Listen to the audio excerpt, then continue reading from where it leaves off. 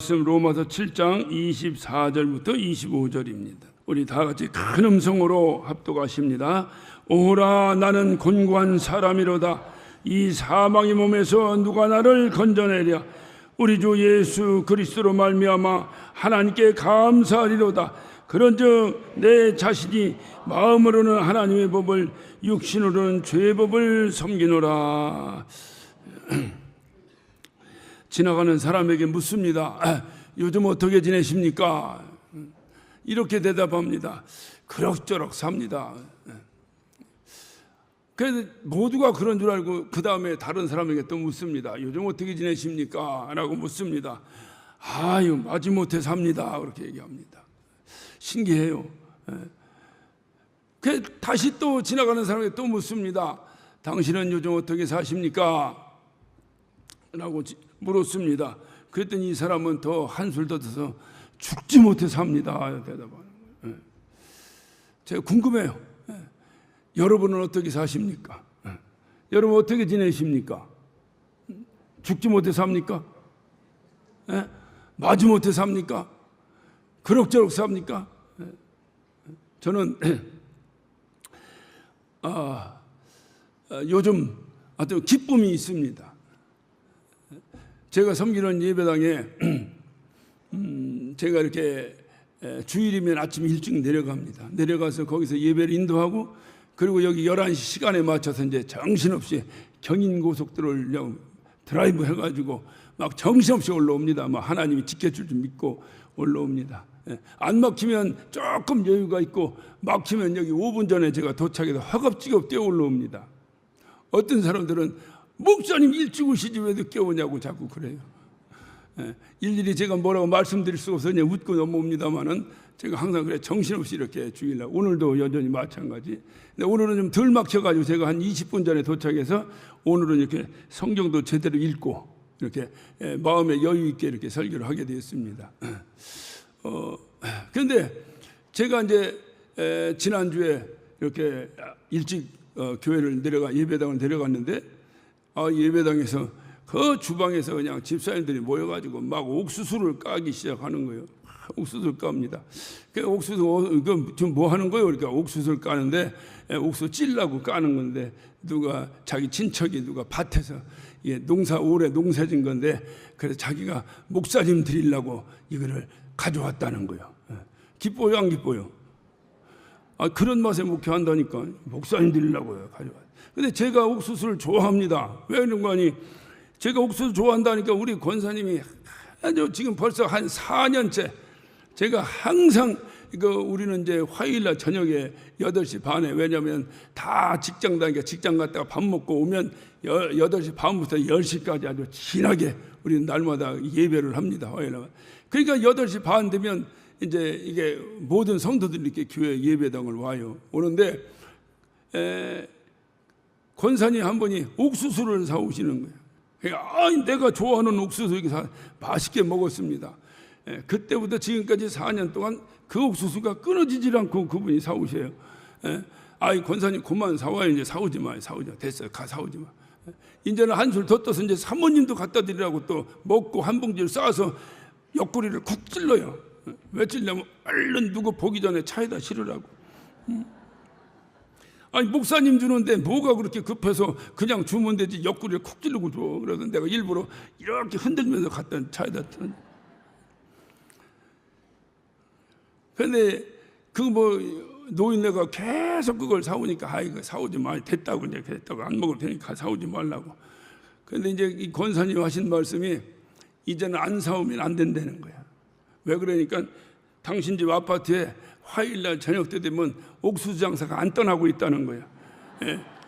이 노인네 그 옥수수 그것 때문에 이분이 우리 목사님 드릴 거예요. 좋은 거로 맛있는 거로 줘. 이렇게 해가지고 이분이 당신이 기준으로 볼 때 좋고 이게 맛있는 것을 구별해갖고 남겨뒀다가 다 팔려도 그것만큼 안 팔고 있다가 노인네 오면은 준다는 거예요. 그러니 어떻게 내가 안 사갖고 오냐는 거예요. 하루는 안 사갖고 오셨어요. 그래서 권사님 왜 안 사갖고 오셨어요? 그랬더니 그 양반이 여행 갔대. 그래갖고 안 사왔대. 그러니까 계속 사오죠. 그러니까 사오시는 그분은 그 기쁨으로 사오고 받아먹는 우리는 또 기쁨으로 받아먹고 얼마나 재밌고 좋아요. 그래서 항상 그러는데 지난주에는 막 옥수수를 삶은 걸 가져온 게 아니라 생 거, 밭에서 막 수확한 걸 가져와가지고 여럿이 둘러앉아가지고 막 옥수수를 베끼기 시작하는 거예요. 그래서 저는 항상 그렇거든요. 예배가 우선이. 예배가 망하면 다 망하는 거예요. 저는 항상 부탁드립니다.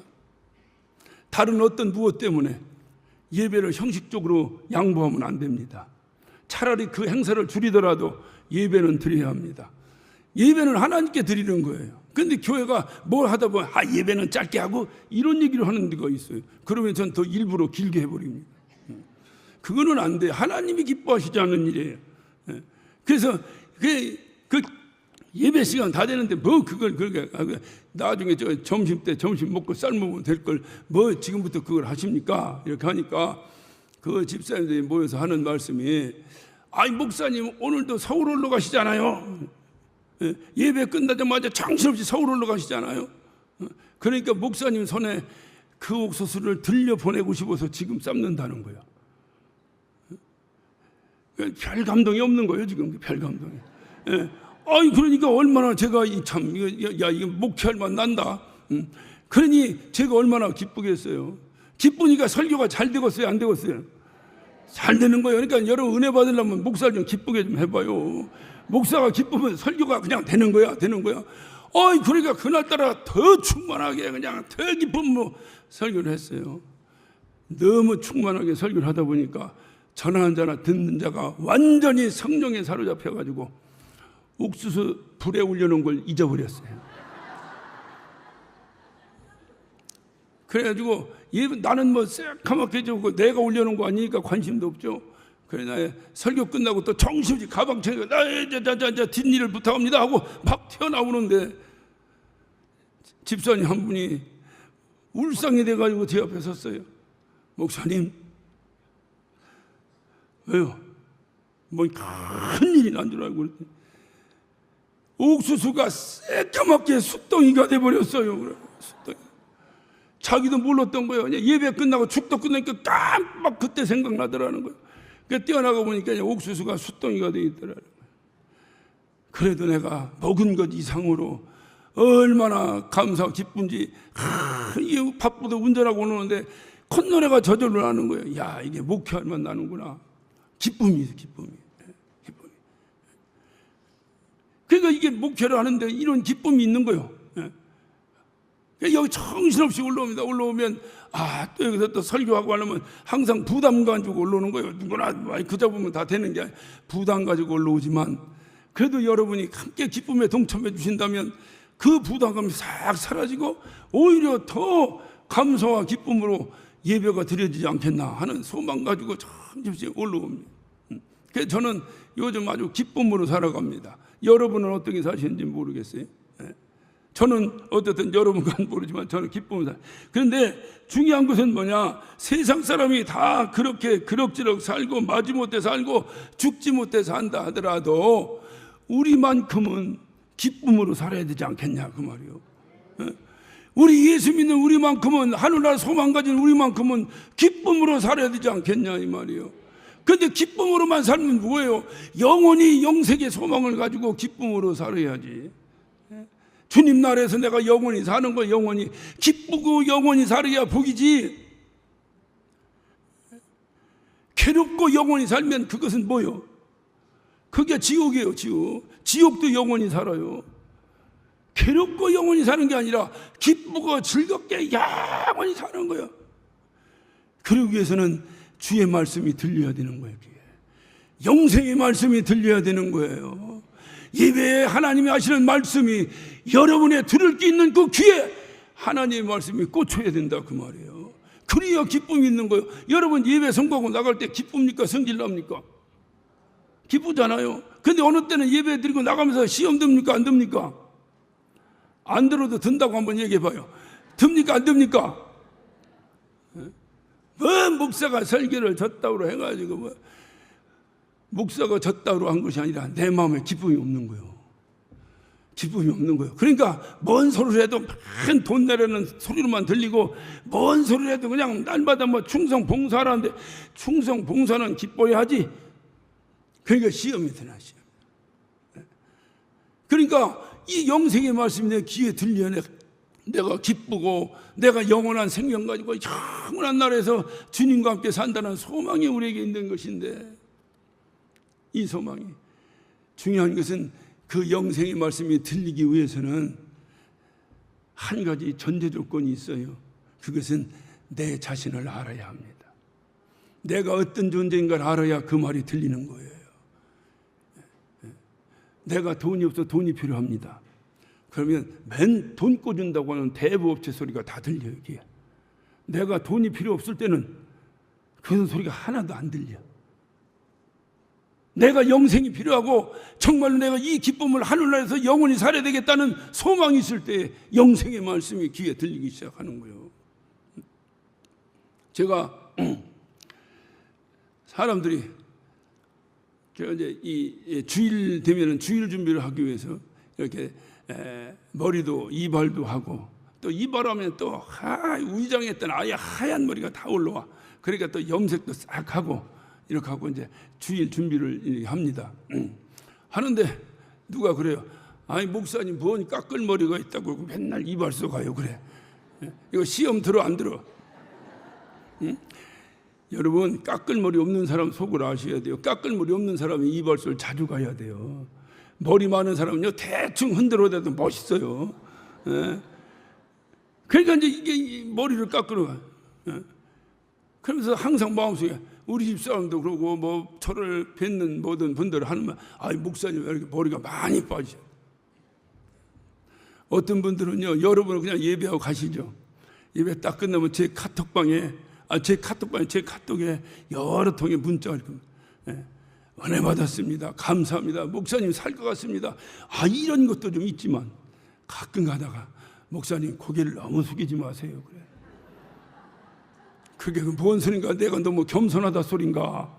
난 좋게 받아들였어. 그랬더니 고개를 숙이니까 여기 하얗게 비친다는 거예요. 너무 고개 숙이지 마세요.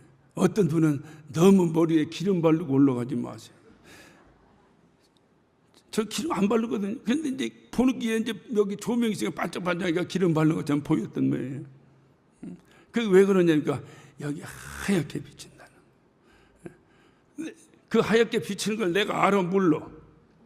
예? 나는 몰라요. 나는 앞에밖에 안 보여요. 예? 그러니까 나는 머리가 벗어지지 않고 이렇게 다 그냥 머리만 빗질하면 근사한 줄만 알고 살았어요.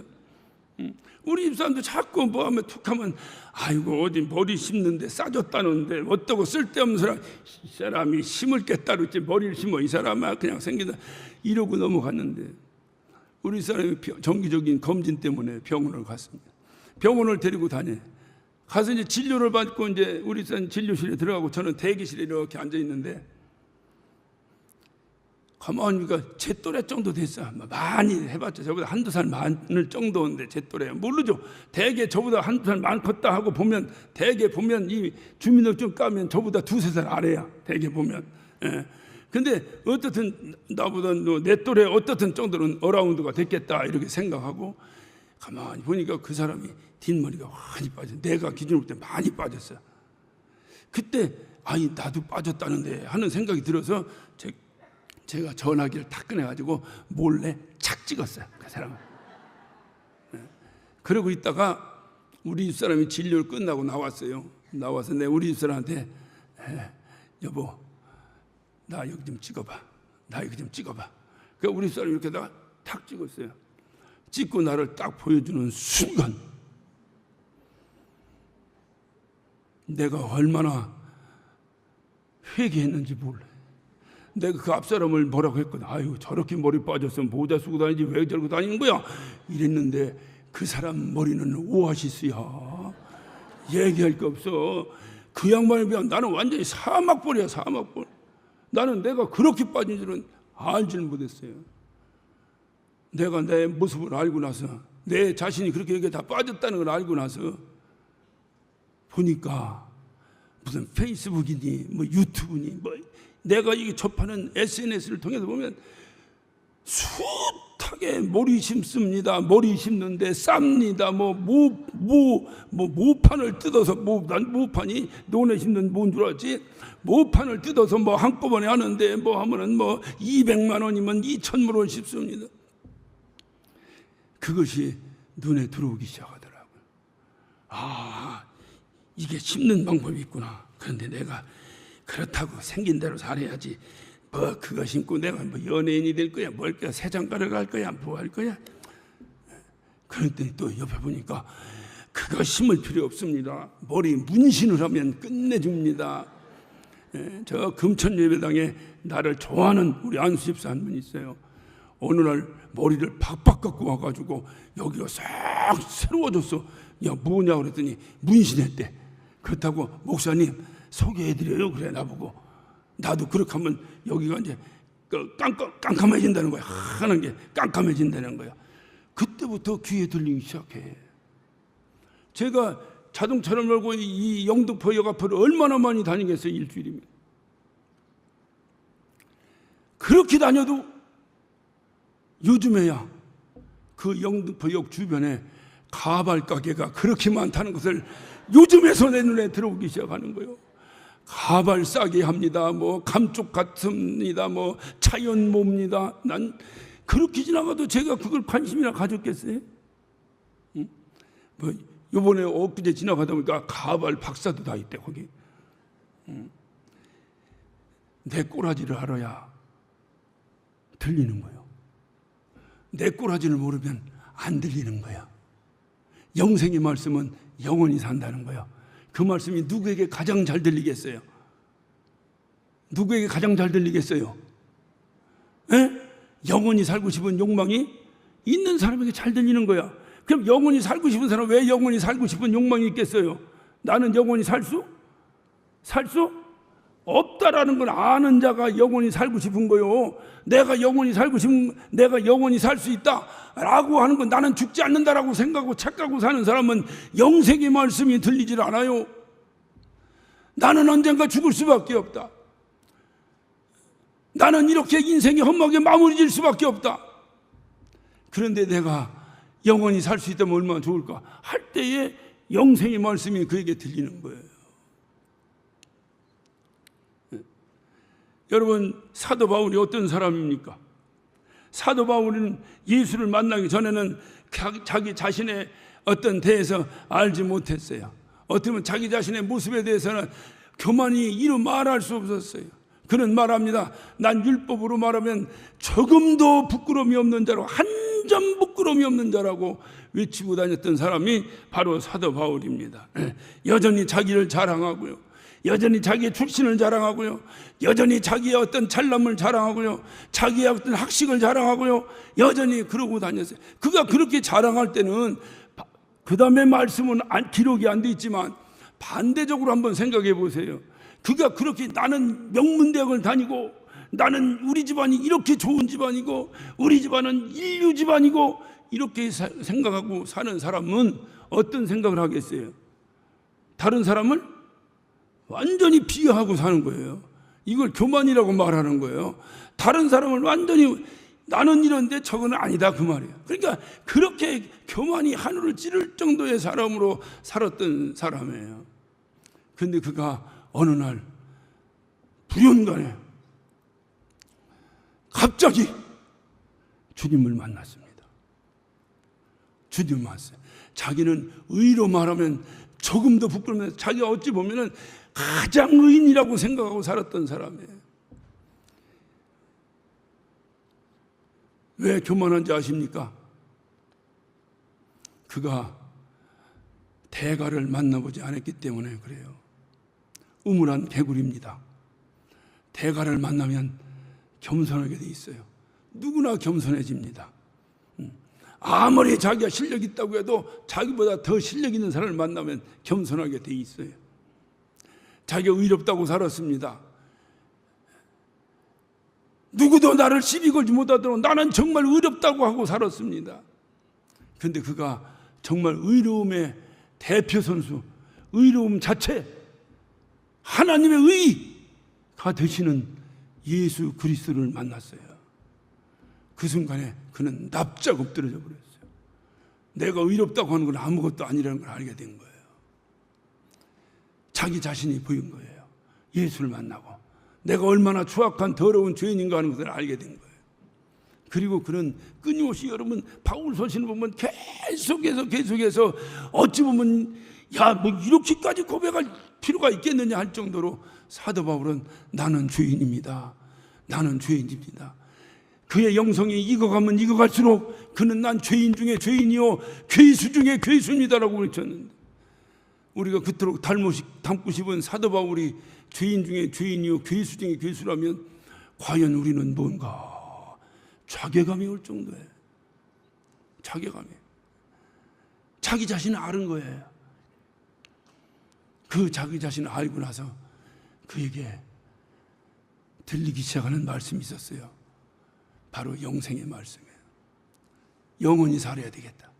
내가 영원히 살기 위해서 어떻게 해야 되겠다. 이것이 귀에 들리기 시작한 거예요. 혹시 아주 죄송스럽습니다만 여러분 교회 다니면서도 말씀이 귀에 안 들어옵니까? 영생의 말씀이 귀에 안 들어옵니까? 여러분 자신을 점검하셔야 돼요. 예수님 앞에 나를 비춰보세요. 예수님의 거울 앞에 나를 비춰보세요. 과연 나는 어떤 존재인가? 과연 나는 어떤 존재인가?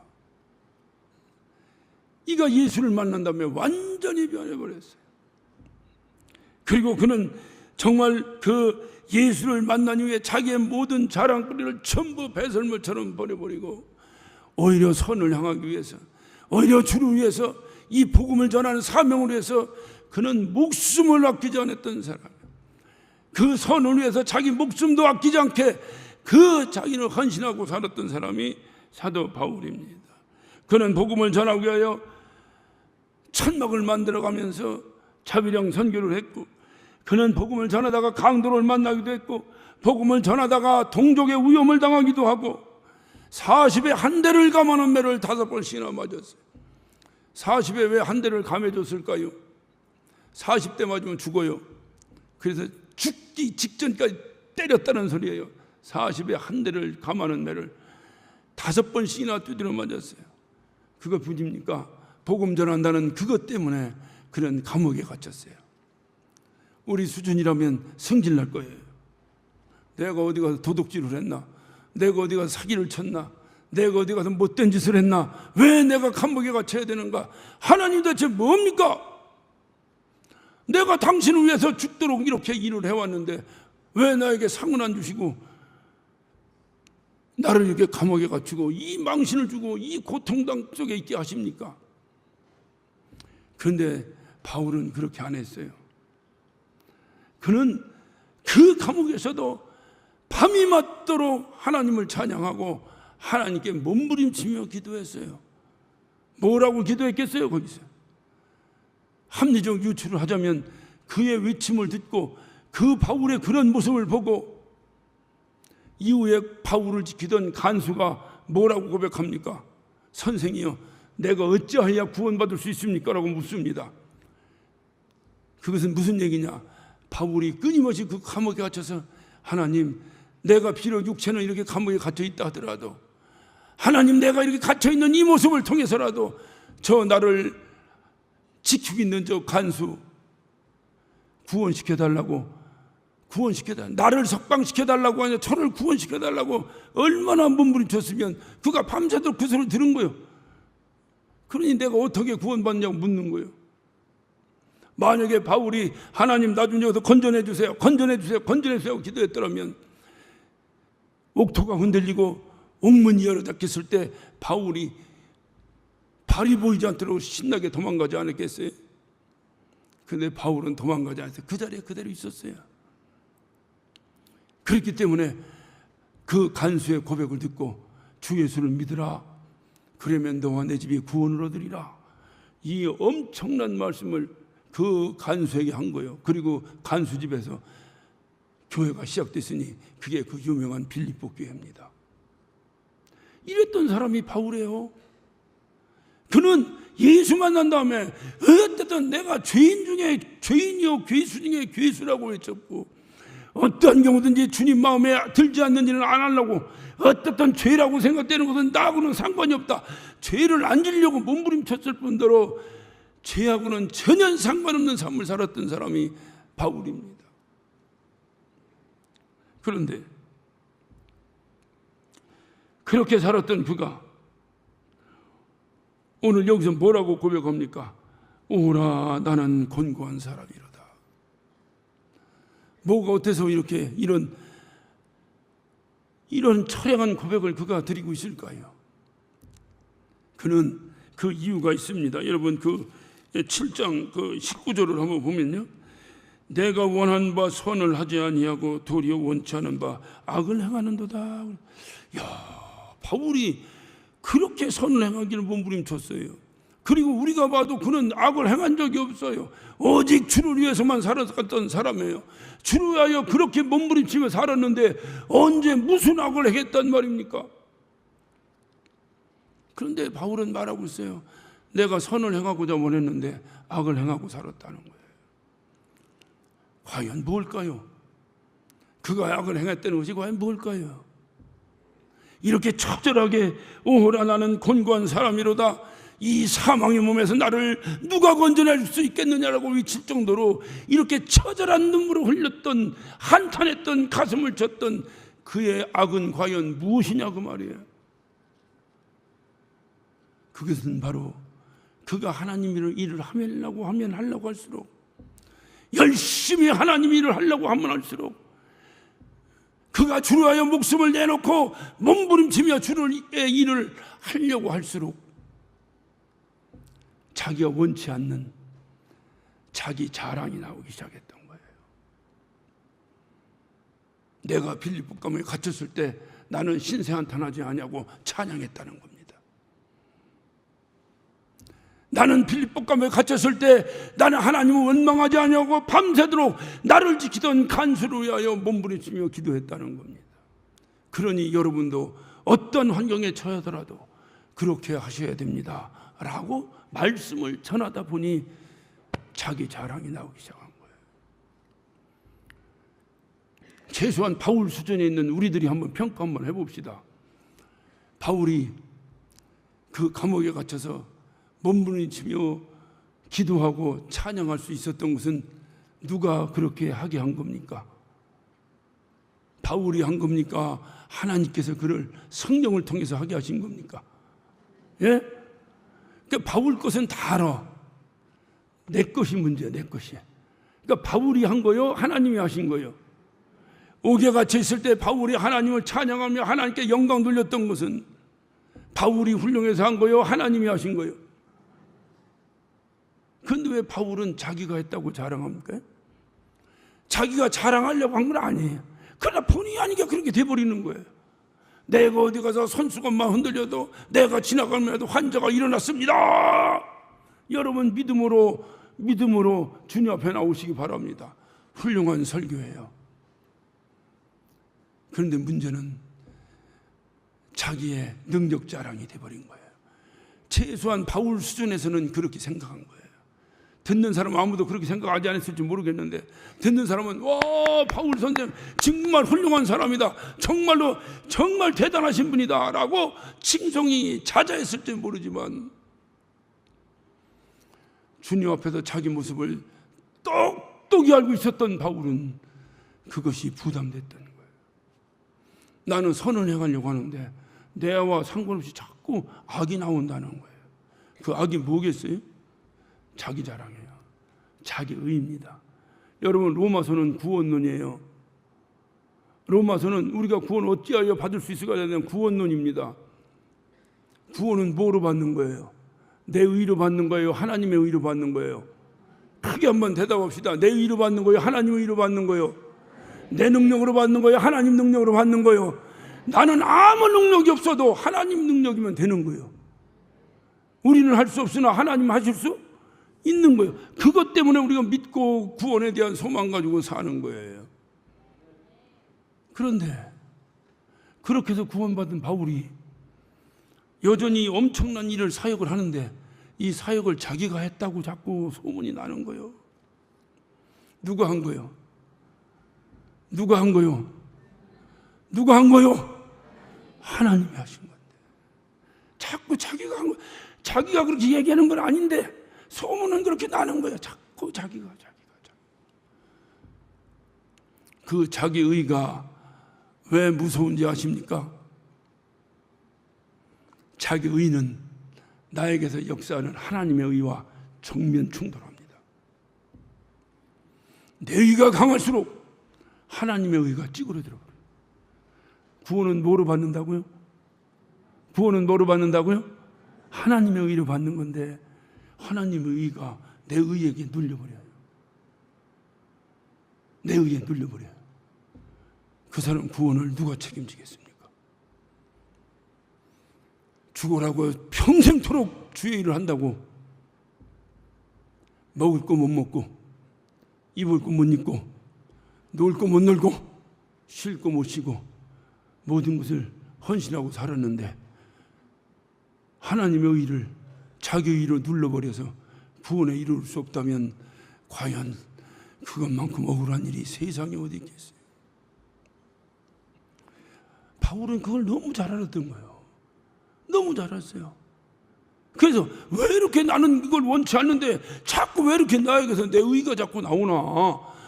바울은 알아요. 내 의로 하면 안 된다는 거 아는데도 왜 자꾸 내가 원치 않는, 그래서 원치 않는, 내가 원하는 것은 선을 행하기를 원하는데 왜 내가 원치 않는 악이 나오는가?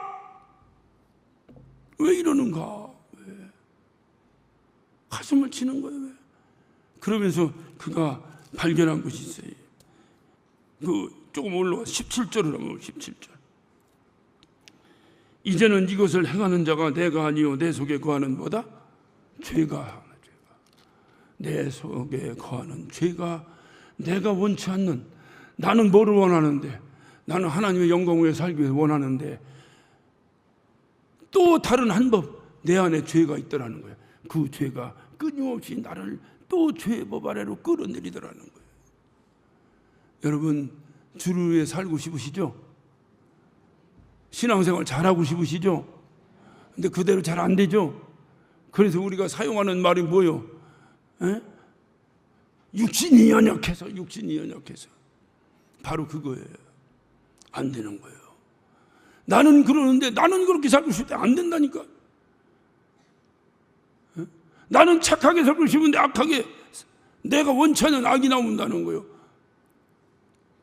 나는 사랑하고 살고 싶은데 내가 원치 않는 미움이 내 안에서 계속 튀어나온다는 거예요. 대체 어떻게 하란 말이에요? 여러분, 이런 증상이, 이런 바울의 증상이 저와 여러분에게는 없습니까? 있습니까? 없습니까? 있습니까? 이런 증상이 바울로 끝나는 겁니까? 아니면 우리에게도 있는 겁니까? 우리에게도 있어요. 이렇게 훌륭하신 여러분에게도 이것이 있다면 이 현찬은 목사에게는 또 어떻겠어요? 계속해서 근데 이 자기가 나오는 것이 이게 어떠하란 말이에요? 내가 원치 않는 건데, 내가 원해서 나온 것도 아닌데, 그런데 원치 않는 것이 나오는 것도 이렇게 가슴 아픈데 이것을 원하고 자랑하는 사람은 또 뭐냐 이 말이에요. 문제는 뭐냐? 그 자랑이 나의 영원한 생명에 방해되는 직결하는 문제가 된다면 과연 여러분은 어떻게 하시겠습니까? 바로 이 바울의 증상이 우리에게도 나타난다면 우리도 날마다 가슴을 쳐야죠. 이 바울의 증상이 우리에게도 나타난다면 우리도 날마다 오라 나는 곤고한 사람이로다. 이 사망의 몸에서 누가 나를 건져내랴. 그런데 왜 증상은 똑같은데 이런 통탄하고 탄식하는 외침이 사라진 지가 오래입니까? 이게 문제래요. 이게 사도 바울의 증세가, 이게 사도 바울만 문제가 있는 것이 아니라 이게 모든 자에게 이런 문제가 있는 거예요. 왜 있느냐? 우리는 구원받은 사람이에요. 할렐루야. 내 영혼은 구원받았어요. 이미 예수님의 생명으로 충만합니다. 문제는 이 육이 문제야. 내가 육신을 벗어버리면 상관없는데 육신을 가지고 사는 동안에는 여전히 거룩한 영과 이 더러운 육이 끊임없이 충돌하는 것이 우리의 인생이라니까요. 우리의 신앙생활이에요. 차라리 영도 더럽고 육도 더러우면 충돌을 안 하는데, 그러니까 예수 믿으면 갈등의 생활이 그때부터 계속되는 거예요. 여러분 신앙생활하면서 갈등이 없다면 내 자신을 다시 돌아봐야 되는 거예요. 신앙생활 안 한 사람은 갈등이 없어요. 어차피 영도 그렇고 육도 그러니까 끼리끼리 충청도 말로 지들끼리 그냥 잘 노는 거예요. 문제는 어디 있냐? 영이 깨끗해진 사람에게 더러운 육이 끊임없이 이거는 내가 죽어 이 육을 벗기기 전에는 해결이 되지 않는 거예요. 해결이 되지 않는 거예요.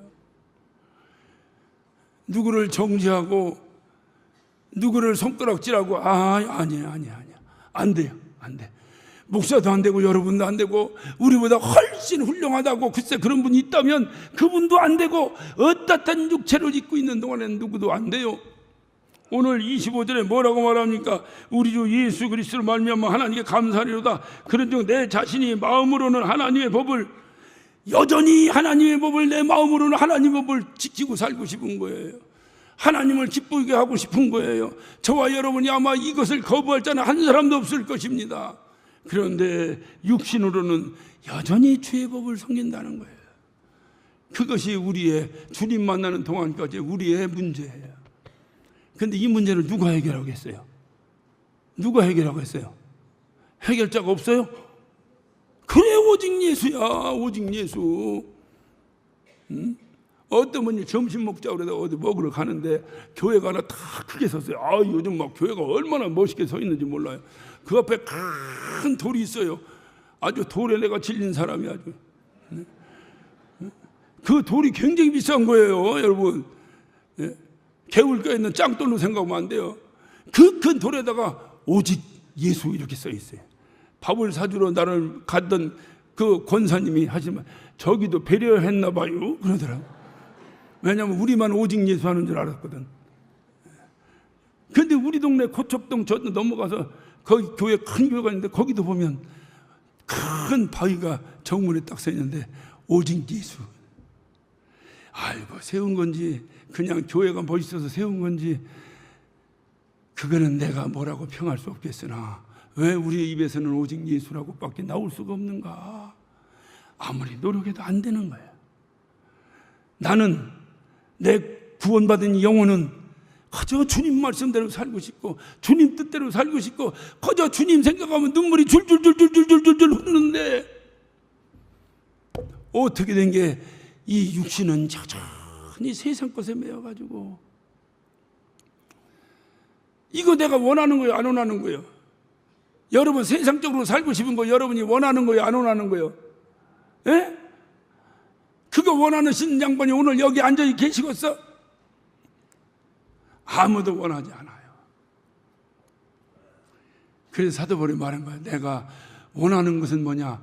내 거룩하게 구원받은 영혼이, 그 영혼이 가지고 있는 그 마음이 내가 원하는 거예요. 다 사랑하고 싶고 다 기쁘게 살고 싶고 다 누구 도와주고 싶고 다 주님이 좋아하시는 이런 일 하면 주님이 기뻐하시겠다는 일을 하고 싶고 살고 싶은데 금방 뒤돌아서면 이렇게 돼버려. 뭐가 그렇게 하는 거예요? 에? 사도 바울이 얘기했잖아요. 내 마음으로는 하나님의 법을 육신으로는 주의 법을 섬기는도다. 그러니 어찌하란 말이야? 어찌하란 말이야? 하나님은 나를 구원시키려고 내 대신 죄를 뒤집어 쓰셨는데 여전히 내가 죄의 몸 아래, 죄의 법 아래 사로잡혀 여전히 주의 공로 무시하고 지옥 불에 떨어져야 된단 말이요? 어떻게 해야 된단 말이요?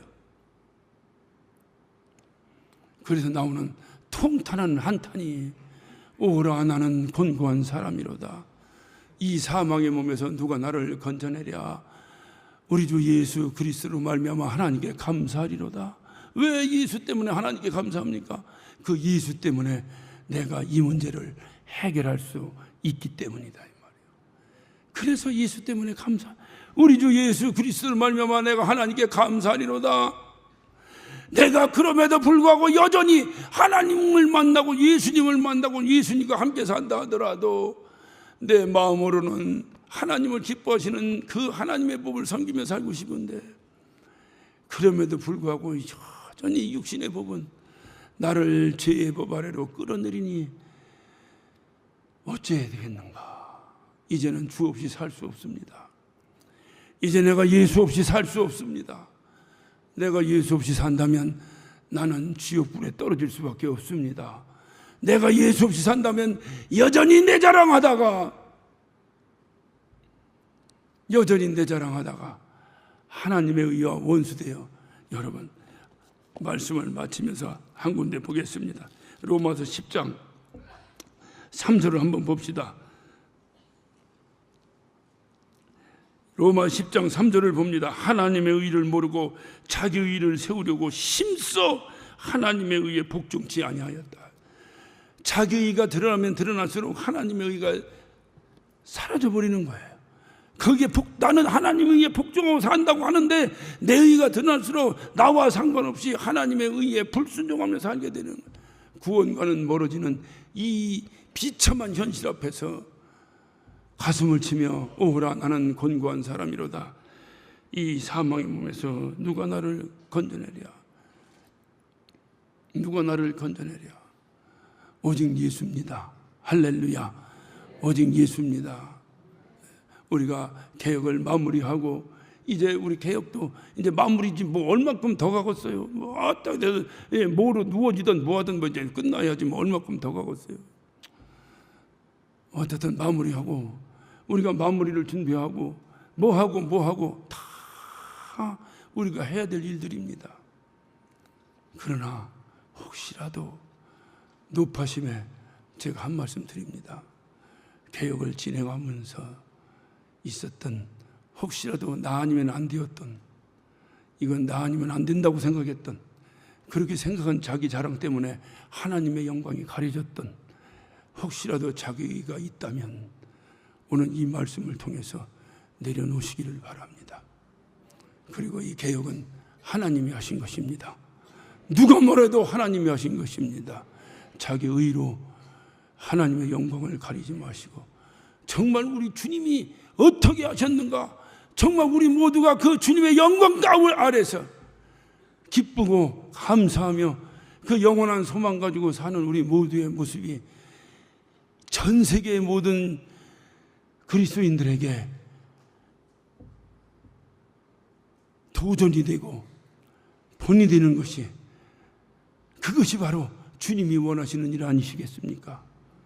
저와 여러분이 어떻든 사도 바울 같이 날마다 안 하려고 나와요. 저도 나오고 다 나와요. 나오니까 끊임없이 이거를 싸워야 되는데 싸운다고 되질 않아요. 그러니 주님, 그냥 내 주님 때문에 감사하고 삽니다. 주님 아니면 누가 해결하겠습니까? 날마다 주님께 감사하며 오직 주님 없이는 살 수 없습니다를 고백하는 저와 여러분 되시기를 예수 이름으로 축원합니다. 기도하십시다. 오늘 시간 다 같이 한 목소리로 기도하실 때에 사도 바울이 뭔 죄가 그렇게 크다고 가슴을 치며 이렇게 통곡했겠습니까? 사도 바울이 가슴 치고 쳤던 것은 그럼에도 불구하고 자기에게서 나오는 자기 의 때문에 이렇게 가슴을 쳤는데, 그렇다면 우리는 과연 어떻겠습니까? 저와 여러분은 어떻겠습니까? 우리도 날마다 가슴 치며 오호라 나는 곤고한 사람이로다. 이 사망의 음에서 누가 나를 건져내랴. 오늘 시간 기도하실 때 주님, 정말 나는 어쩔 수 없는 사람입니다. 어쩔 수 없는 사람입니다. 아무리 주님 말씀대로 주님 기쁘시게 하는 삶을 살려고 해도 어쩔 수 없는 사람입니다. 주여 내가 어찌해야 하겠습니까? 어찌하오리까. 우리 다 같이 예수 한번 하시고 다 같이 한 목소리로 기도하시겠습니다. 예수여.